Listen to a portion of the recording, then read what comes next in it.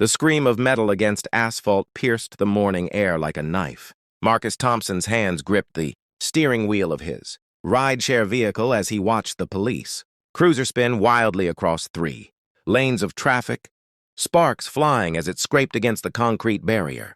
Time seemed to slow as the patrol car flipped once, twice, before landing on its roof with a sickening crunch that made his stomach drop. Without thinking, the 34-year-old single father swerved onto the shoulder, his heart hammering against his ribs. Behind him, his 6-year-old daughter Emma's lunchbox rattled in the back seat. A stark reminder that he was supposed to be dropping her off at school right now. But someone was in that crushed vehicle, and every instinct screamed at him to help. Marcus had been driving for a rideshare company for 3 years, ever since his wife Sarah passed away from cancer. The irregular hours allowed him to be there for Emma, to make her breakfast, help with homework, and tuck her into bed every night. Money was always tight. Living paycheck to paycheck in a small apartment on the outskirts of Denver, but Emma never went without the essentials. She was his whole world, the reason he got up every morning and worked double shifts on weekends. As he threw his car into park and sprinted toward the wreckage, Marcus could see a figure hanging upside down in the driver's seat, held only by a seatbelt.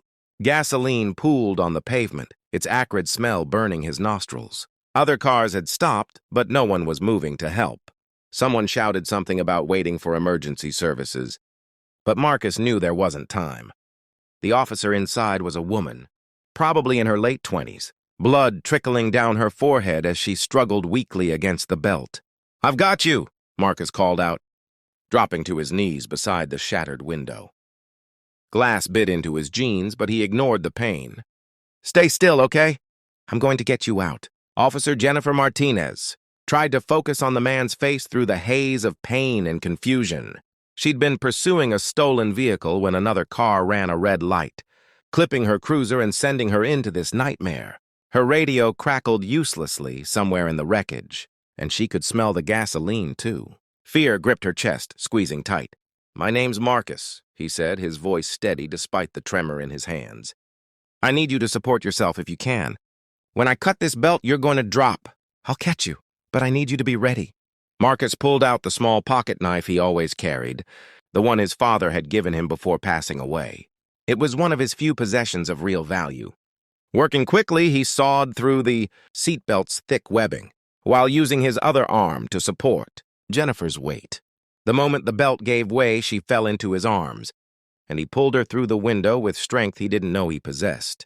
They had barely cleared the vehicle when another driver rushed over. "Get back! Everyone get back!" Marcus half-carried, half-dragged Jennifer 30 feet away before gently lowering her to the grass. That's when he heard it, a soft whoosh followed by a rush of heat. Flames erupted from under the hood of the patrol car, quickly engulfing the front end. If he'd been seconds slower, if he'd hesitated even for a moment, Jennifer would still be in there. "You saved my life," Jennifer whispered, her hand gripping his arm with surprising strength. "You actually saved my life." Emergency vehicles arrived within minutes. Paramedics immediately attended to Jennifer while police officers took. Marcus's statement, he kept glancing at his phone, anxiety building. He was already late getting Emma to school, late logging into the app to pick up morning fares. Every missed ride meant less money for rent, for groceries, for the small things that made Emma smile. "I really need to go," Marcus told the officer, taking his information. "My daughter's waiting in the car, and I've got to get her to school. We'll just need a few more minutes, sir." "You're a hero." "What you did was incredibly brave." Marcus didn't feel like a hero. He felt tired, worried about money, and desperate to get back to his normal routine. When they finally let him go, he hurried back to his car where Emma sat quietly, her wide brown eyes taking everything in. "Is the police lady okay, Daddy?" she asked as he buckled his seatbelt. "She's going to be fine, sweetheart. Let's get you to school." That should have been the end of it. Just another day in Marcus Thompson's life. One strange moment in a sea of ordinary struggles. But Jennifer Martinez wasn't the type of person to forget a debt. 2 weeks later, Marcus was parked outside the elementary school, waiting to pick up Emma when someone rapped on his passenger window. He looked up to see Jennifer standing there, out of uniform, a medical boot on her left foot and healing bruises still visible on her face. "Officer Martinez," he said, surprised, rolling down the window. How are you feeling? Better, thanks to you. Can we talk for a minute? Marcus nodded, stepping out of the car. Jennifer leaned against the door, taking weight off her injured foot. I've been trying to find a way to thank you, she began. I come from a family of cops. My father, grandfather, 2 uncles. They taught me that when someone puts their life on the line for you, you don't just say thanks and move on. You honor that sacrifice. I didn't sacrifice anything, Marcus protested. I just did what anyone would do. But most people didn't. They stood there and watched. You acted. Jennifer pulled out an envelope from her jacket. I did some asking around, Marcus. I know about your wife. I know you're raising Emma alone, working yourself to exhaustion. And I know you've got a court date coming up because you're 3 months behind on rent. Marcus's face flushed with embarrassment. His private struggles laid bare by this near stranger made him want to disappear. I'm not here to make you feel bad, Jennifer continued quickly. I'm here because when you pulled me from that car, you weren't thinking about yourself. You put someone else first, even though you had every reason not to get involved. That says everything about who you are. She handed him the envelope. Inside was a check that made Marcus's hands shake. $20,000. I can't accept this, he stammered. This is too much.